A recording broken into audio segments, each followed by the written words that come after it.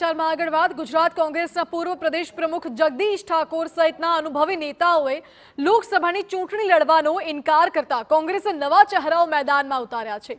ત્યારે TV9 સાથેની ખાસ વાતચીતમાં જગદીશ ઠાકોરે ચૂંટણી ન લડવાના કારણો જણાવ્યા અને સાથે જ કોંગ્રેસમાં ધરમૂળથી ફેરફાર કરવા માટેના સૂચનો પણ કર્યા। જગદીશ ઠાકોરે જણાવ્યું કે કોંગ્રેસ અને આપ સાથે લડીને ચૂંટણી લડતા હોવાથી ભાજપમાં ડર છે। ભાજપ માત્ર ધાક ધમકી અને ધારાસભ્યોનું ખરીદ વેચાણ કરવાની રાજનીતિથી ચૂંટણી જીતે છે। લોકસભા ચૂંટણી માટે ગુજરાત કોંગ્રેસના ઉમેદવાર કોણ હશે એની પસંદગીની પ્રક્રિયા ચાલી રહી હતી। એ જ સમયગાળા દરમિયાન ગુજરાત કોંગ્રેસમાં પૂર્વ પ્રદેશ અધ્યક્ષ લોકસભા સાંસદ રહી ચૂકેલ જગદીશ ઠાકોરે असहमति दर्शावी अथवा तो एम कही दीधुं के तेओ लोकसभानी चूंटणी लड़वा नथी मांगता।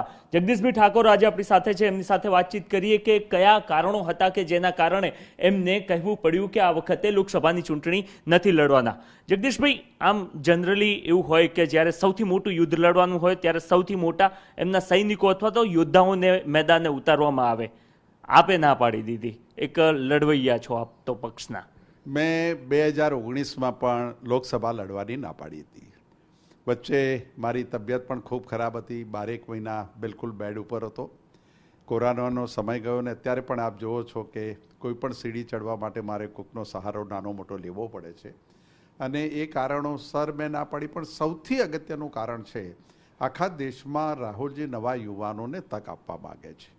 मने कोंग्रेस पक्षे 3 वखत लोकसभा लड़ाव्यो, 2 वखत धारासभा आपी, तालुका युवक कोंग्रेस थी लई अने छेक CWC सुधीना पदों आपीने कोंग्रेसे मारी आबरू वधारवा माटेनो प्रयत्न कर्यो होय त्यारे मने खूब मळ्युं होय त्यारे मारी पण जवाबदारी बने के हूँ पूरक पार्टीने बनूँ, नवा युवानोने तक मळे। अमारी पासे हजारों एवा युवानो छे के जेने अमे चूंटणीओ लड़ावी शकीए, पार्टीनी बांगडोर सौंपी शकीए, पार्टीनी संगठननी जवाबदारीओ सौंपी शकीए। एवा हजारों युवानो छे अने आ भागरूपे पण मैं निर्णय लीधो छे के नवा लोकोने तक मळे। जगदीशभाई, थोड़ा दिवसों पहला उत्तर गुजरातनी राजकीय परिस्थितिओने लईने एक बैठक आप तमाम આગેવાનોની મળી હતી, ત્યારે પણ એ ચર્ચા થઈ હતી કે જગદીશભાઈ લડી શકે। એકાએક એવું શું બન્યું? કારણ કે સિનિયર નેતા તરીકે ભરતસિંહ ના પાડી રહ્યા છે, તમે ના પાડી રહ્યા છો અને એવા અનેક સિનિયર નેતાઓના નામ આવી રહ્યા છે કે જેઓ અસહમતિ દર્શાવી રહ્યા છે।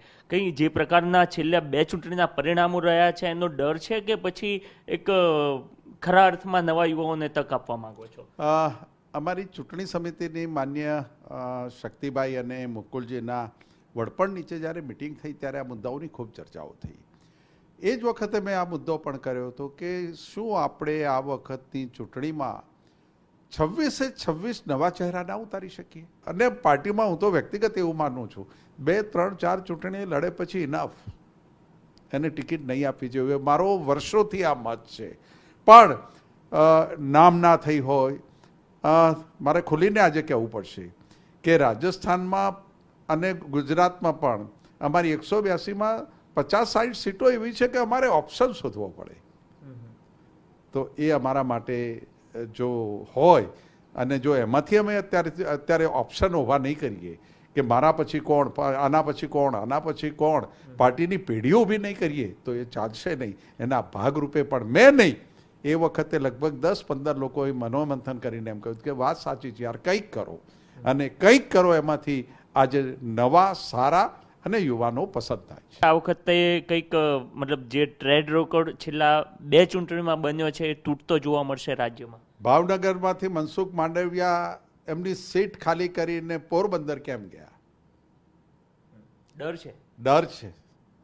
અમારા ગઠબંધનમાં ભાવનગર અને ભરૂચની સીટ અમે આમ આદમી પાર્ટીને આપી નાખી। પાર્ટી કોંગ્રેસ આમ આદમી પાર્ટી સાથે ચૂંટણી લડે છે। ભરૂચમાં ડર છે।